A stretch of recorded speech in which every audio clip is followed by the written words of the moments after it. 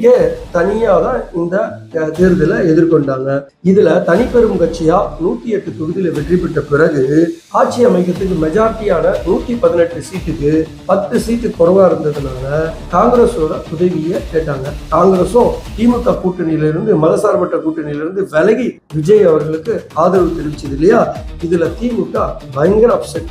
இதன் வெளிப்பாடாக தான் ஜூன் 8ஆம் தேதி இந்தியா கூட்டணியோட தலைமை காங்கிரஸ் தானே இருக்கு.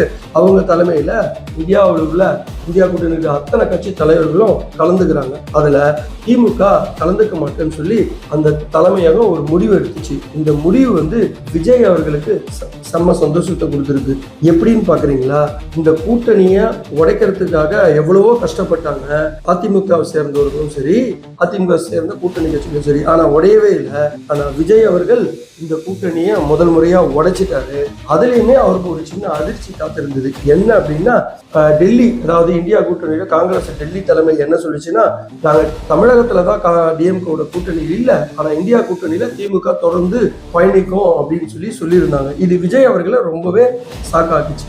என்னடா இவங்க நம்ம கூட இங்க இருந்துகிட்டு அங்க அப்படி இருக்காங்களே அப்படின்னு சொல்லி. ஆனா திமுக இப்போ நாங்க அந்த இந்தியா கூட்டணியை விட்டு வெளியே ஏறதுக்கு கிட்டத்தட்ட முடிவு பண்ணிட்டாங்க. அந்த மீட்டிங்ல கலந்துக்க மாட்டேன் அப்படின்றத சொன்னதுனால விஜய் அவர்கள் செம்ம குஷி ஆயிட்டாரு.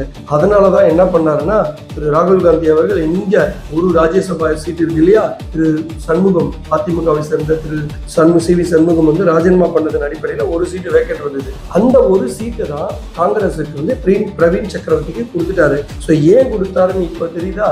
இதை கொடுத்ததுனால காங்கிரஸும் ரொம்ப குஷி ஆயிடுச்சு.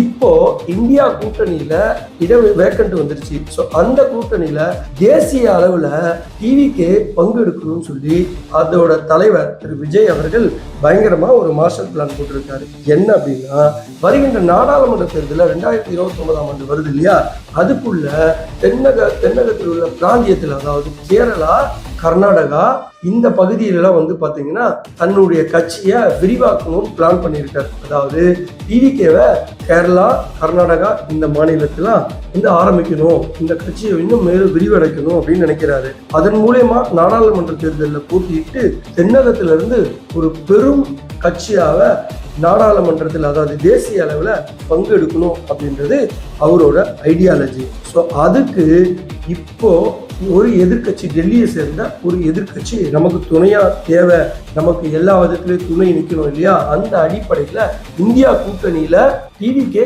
இடம்பெறணும் அப்படின்றது விஜயோட மாஸ்டர் பிளான்.